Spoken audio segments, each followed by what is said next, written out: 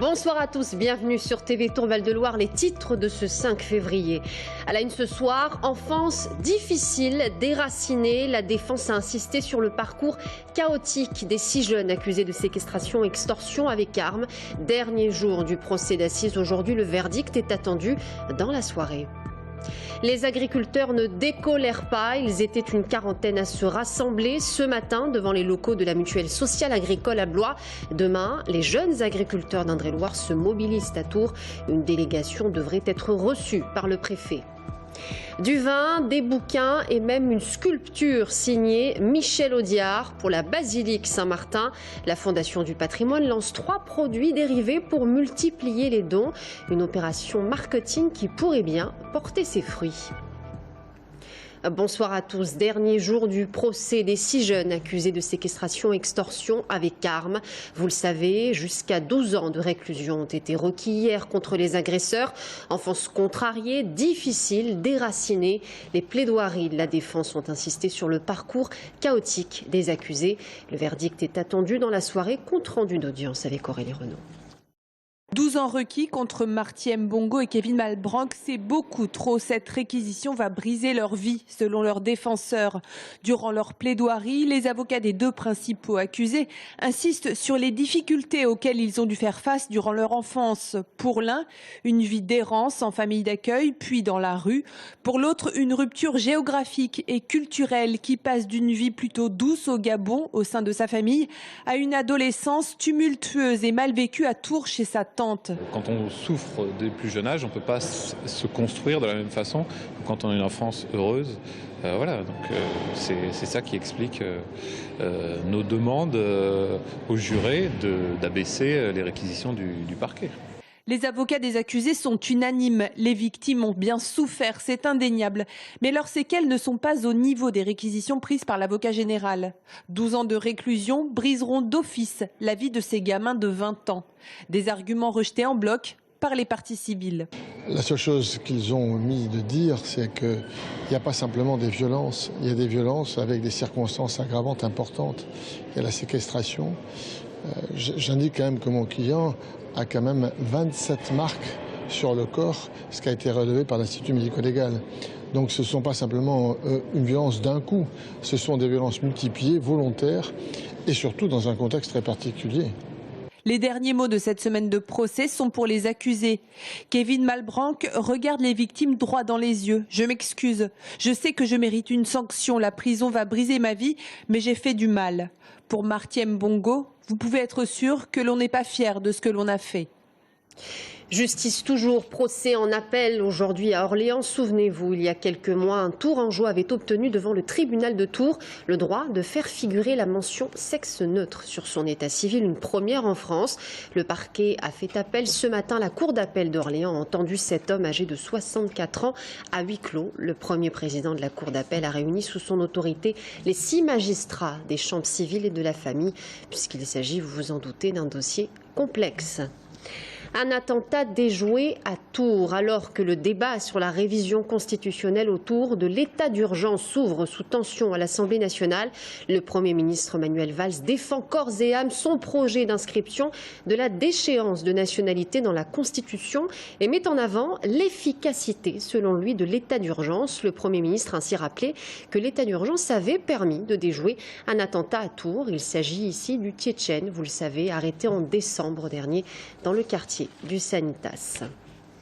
La colère des agriculteurs, ils étaient une quarantaine à se rassembler ce matin devant les locaux de la mutuelle sociale agricole à Blois.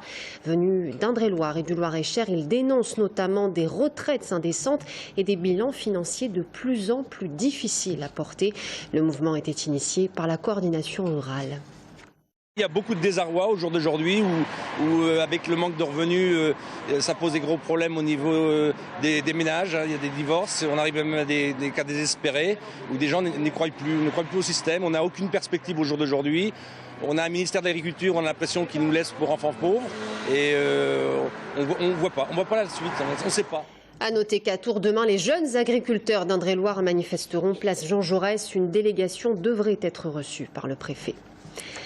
Du vin, des bouquins et même une sculpture signée Michel Audiard, opération marketing autour de la basilique Saint-Martin. Vous le savez, la Fondation du patrimoine fait appel aux dons pour cette restauration de grande envergure.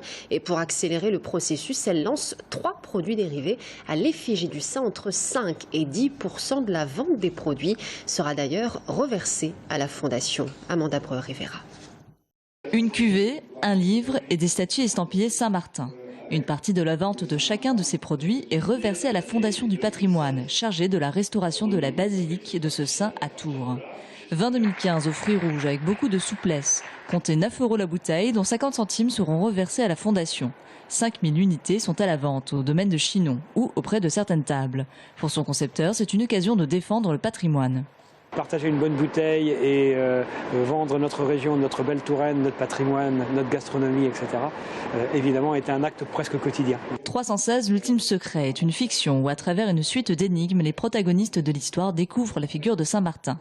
Tiré à 1000 exemplaires, il est vendu à 16 € dans 200 points de vente. À chaque achat, 1 € reviendra à la Fondation. C'est l'éditeur de Marie-Françoise Sacré qui lui a suggéré d'écrire sur cette figure. Un grand moment d'inspiration pour elle. C'est un personnage extrêmement...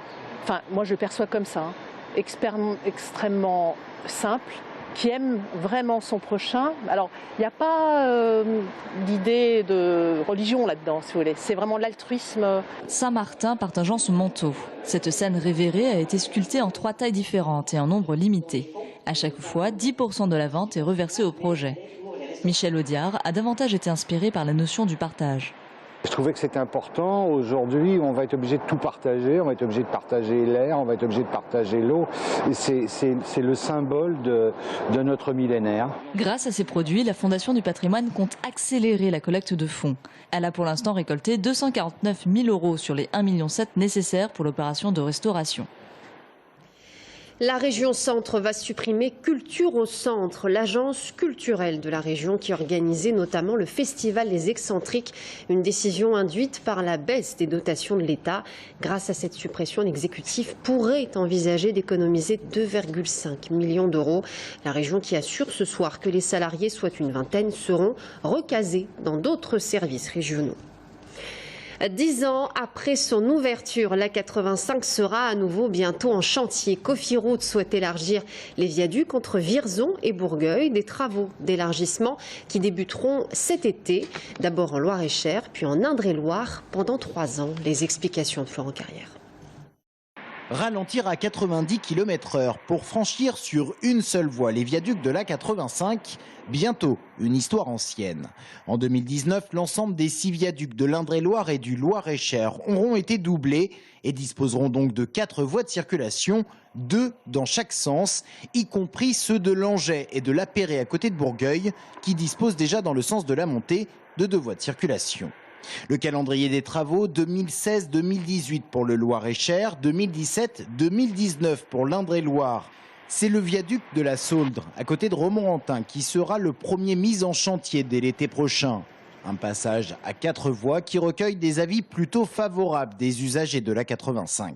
Parce que ça nous ralentit beaucoup la circulation, qu'on paye quand même notre autoroute le même prix. Et puis voilà, si on est derrière une voiture qui roule à 50-70, on est coincé, puis ça fait une belle file de voitures derrière. On sait bien qu'il y a des limitations de vitesse, alors on observe. Et donc là, après, au moins, vous n'aurez plus besoin d'observer. Après, on va rouler. Moi, j'ai pas de problème de circulation quand je passe dans la région, mais oui, pourquoi pas, oui. Ça évitera un fort ralentissement dans la descente. C'est pas spécialement nécessaire, mais bon, il y a des gens qui sont pressés et puis qui veulent ralentir, quoi. Achevée en 2007, la portion Saint-Aignan-Bourgueil est la plus récente de l'A85. Pour éviter un investissement financier trop lourd, Cofiroute avait alors décidé à l'époque de réduire la largeur de ces viaducs, car ce sont ces ouvrages qui coûtent le plus cher dans la réalisation d'une autoroute. Mais le concessionnaire privé s'était engagé à les doubler pour 2020. Des travaux anticipés donc, et qui n'auront aucun impact sur la circulation des automobilistes, car l'opération consiste à coller un deuxième viaduc à l'ouvrage existant. Seul le raccordement pourrait entraîner quelques perturbations. Coût de l'investissement pour Cofiroute, 120 millions d'euros, dont 80 pour les ouvrages de l'Indre-et-Loire, le département qui concentre les 2 plus grands viaducs de la portion, Langeais, 653 mètres, et l'Apéré, 546 mètres.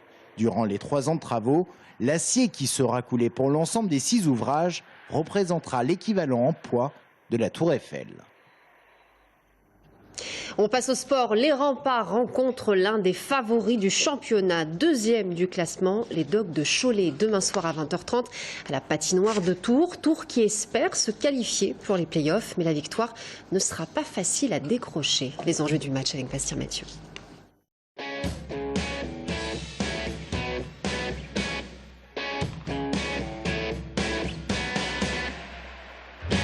Dernière ligne droite pour les Remparts de Tours, plus que 4 matchs avant la fin de la saison régulière, 4 matchs avant de connaître leur sort.